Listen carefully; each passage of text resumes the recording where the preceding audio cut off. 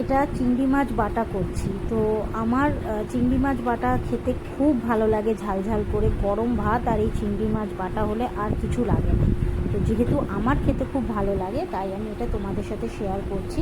যারা খেয়েছো তারা তো এর স্বাদ জানোই, আর যারা খাওনি তারা এইভাবে করে একবার গরম ভাত দিয়ে খেয়ে দেখো, আর কোনো কিচ্ছু লাগবে না, শুধু এই দিয়েই পুরো এক থালা ভাত খাওয়া হয়ে যাবে। তো এর জন্য কড়াইয়ে সাদা মানে সর্ষের তেল দিয়েছি, তার মধ্যে পেঁয়াজ রসুন আর বেশি করে একটু কাঁচা লঙ্কা দিতে হবে যাতে ঝাল ঝাল হয় জিনিসটা।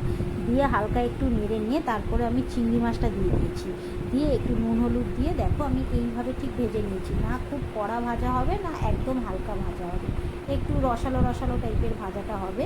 তো এর সাথে আমি বেশ কিছুটা অনেকটা পরিমাণে ধনে পাতা দিলাম, দিয়ে এটা এবার শিলে দেখো ভালো করে বেটে নিলাম, নিয়ে এবার না এটা এইভাবেও খাওয়া যায়, আমি এইভাবেও খাই, আবার একটু কড়াই এই কালো জিরে ফোড়ন দিয়ে তেলে নিয়েও খাই, এটাও খুব ভালো লাগে। তো কড়াই সর্ষের তেল দিয়ে আর একটু কালো জিরে ফোড়ন দিয়েছি, দিয়ে তারপরে আমি ওই বাটাটা দিয়ে দিলাম, দিয়ে এবার না এটাকে একটু জাস্ট খুব বেশিক্ষণ শুকনো করতে হবে না, একটু জাস্ট নেড়ে নিয়ে ব্যাস এবার এটা আমি নামিয়ে দেবো।